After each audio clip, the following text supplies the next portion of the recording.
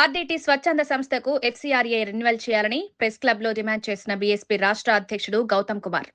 అనంతపురం జిల్లా కేంద్రంలో బీఎస్పీ రాష్ట్ర అధ్యక్షుడు బిందెల గౌతమ్ కుమార్ మీడియా సమావేశం ఏర్పాటు చేశారు. ఈ సందర్భంగా గౌతమ్ కుమార్ మాట్లాడుతూ అనంతపురం జిల్లాలో ఆర్డీటీ స్వచ్ఛంద సంస్థ ఎన్నో సేవా కార్యక్రమాలు నిర్వహిస్తుందని, ఇటువంటి ఆర్డీటీ స్వచ్ఛంద సంస్థకు విదేశాల నుంచి నిధులు వచ్చేందుకు చేయాలని, లేకుంటే పెద్ద ఎత్తున అన్ని దళిత సంఘాలను కలిసి వచ్చే పార్టీలను కలుపుకొని పోరాటాలు చేస్తామని, భవిష్యత్తులో ఢిల్లీలో జరిగే బీఎస్పీ జాతీయ సమావేశాల్లో కూడా ఈ సమస్యలను చర్చిస్తామని డీఎస్పీ రాష్ట్ర అధ్యక్షుడు బిందెల గౌతమ్ కుమార్ పేర్కొన్నారు.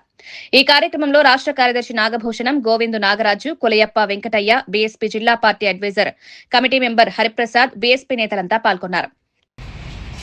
గత కొద్ది రోజులుగా ఏదైతే ఒక స్వచ్ఛంద సంస్థ అయినటువంటి ఆర్డీటీ పైన జరుగుతున్నటువంటి ఈ రాజకీయ కుట్ర బహుజన్ సమాజ్ పార్టీ తరపున తీవ్రంగా ఖండిస్తూ ఉన్నాం. గత వైసీపీ ప్రభుత్వంలో ఏదైతే ఆర్డీటీ సంస్థ రెన్యువల్ అవ్వాల్సినటువంటి అవసరం ఉండిందో నేటికి కూడా ప్రభుత్వం మారింది. ఈరోజు కూటమి ప్రభుత్వం అధికారంలోకి వచ్చింది. అయినప్పటికీ కూడా ఆర్డీటీ సంస్థను రెన్యువల్ చేయకపోవడం చాలా బాధాకరం. దీనిని బహుజన్ సమాజ్ పార్టీ ఆంధ్రప్రదేశ్ రాష్ట్ర కమిటీ నుండి నేను తీవ్రంగా ఖండిస్తూ ఉన్నా. ఈ రాయలసీమ వాసిగా చాలాసార్లు అనంతపురం జిల్లాకి గతంలో నా చిన్నప్పుడు మా బంధువర్గం కదిరి ప్రాంతంలో ఉన్న నేపథ్యంలో చాలాసార్లు మేము ఈ ప్రాంతానికి వచ్చినప్పుడు ఈ షెడ్యూల్ క్యాస్ట్కి సంబంధించిన వాళ్ళు, ఎస్టీ బీసీ మైనార్టీలకు సంబంధించిన వాళ్ళు చిన్న చిన్న ఇల్లులు కట్టుకొని దానిపైన ఆర్డీటీ అని రాసి ఉండడం చూసేవాడిని. నేను అప్పుడే అడిగేవాడిని, నేను అంటే దేనికోసం రాశారు, ఈ విధంగా మన ఇంటి పైన ఎందుకు రాశారు అంటే, ఇది ఆర్డీటీ సంస్థ వాళ్ళు ఎవరైతే ఇల్లు లేని వాళ్ళు ఉంటారో ఆ ఇల్లు లేని వాళ్ళకి వాళ్ళే ఇల్లు కట్టించి ఇల్లు ఇస్తారు. ఎవరికైతే పిల్లలకు చదువులు ఉండవో వాళ్ళకు ఉచితంగా చదువులు చెప్పించడానికి ప్రయత్నం చేస్తారు. ఈ అనంతపురం జిల్లాలో ఆంధ్రప్రదేశ్ రాష్ట్రంలో ఉమ్మడి ఆంధ్రప్రదేశ్లో అనంతపురం జిల్లా కరువు జిల్లాగా నంబర్ 1 కరువు జిల్లా అంటే అనంతపురం జిల్లాగా ఉండేది. ఈ అనంతపురం జిల్లాకి రెండు కారణాల వల్ల ఈ అనంతపురం జిల్లా ప్రజలు ఎంతో కొంత, మరీ ముఖ్యంగా ఈ బడుగు బలహీన వర్గాలు, ఈ బహుజన కులాలైనటువంటి ఎస్సీ ఎస్టీ బీసీ మైనారిటీ వర్గాలు ఒక ఆర్డీటీ సంస్థ అయితే, 2 మహనీయుడు సత్యసాయి వల్ల ఈ అనంతపురం జిల్లాలో ఎంతో కొంత పిల్లలకు చదువులు వచ్చినాయి, వైద్యం వచ్చింది, కొంత మౌలిక వసతులు వచ్చినాయి. కానీ నేడు ఈ కూటమి ప్రభుత్వం ఎక్కడైనా కూడా మనకు వాళ్ళు పెట్టరు, పెట్టే వాళ్ళని పెట్టలేదు. ఇది కూటమి ప్రభుత్వము, Bharatiya Janata Party, Telugu Desam Party, Janasena Party ఉమ్మడిగా ఈ 3 రాజకీయ పార్టీలు కూడా నేడు ఆంధ్రప్రదేశ్లో అధికారంలో ఉంటూ స్వచ్ఛందంగా సేవ చేస్తూ, వైద్యాన్ని అందిస్తూ, విద్యను అందిస్తూ, కొంత మౌలిక వసతులు అందిస్తూ ఉన్నటువంటి ప్రజలు ఎవరైతే అణగారిన కులాలు ఉన్నారో వాళ్ళు ఎట్టి పరిస్థితుల్లో సంతోషంగా ఉండడం ఇష్టం లేకుండా వీళ్ళు కార్యక్రమాలు చేస్తూ ఉన్నారేమో అని చెప్పి అనిపిస్తూ ఉంది. ఏదైతే సెంట్రల్ పార్టీ అయినటువంటి కేంద్ర ప్రభుత్వం, భారతీయ జనతా పార్టీ వాస్తవానికి దీని వెనకల ఒక మహా కుట్ర అయితే దాగి ఉంది.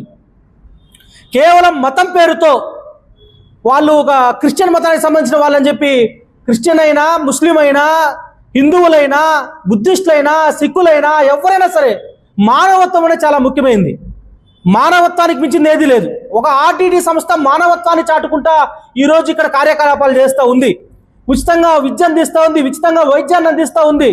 అలాంటిది కూడా మీరు తట్టుకోలేకపోతా ఉన్నారంటే ఈ భారతీయ జనతా పార్టీకి మతం మత్తులో ఈ భారతీయ జనతా పార్టీ నాయకులైనటువంటి మోడీ, అమిత్ షా తలతూగుతూ ఈరోజు ఆర్డీటీ సంస్థను నిర్వీర్యం చేసే కుట్ర చేస్తారు.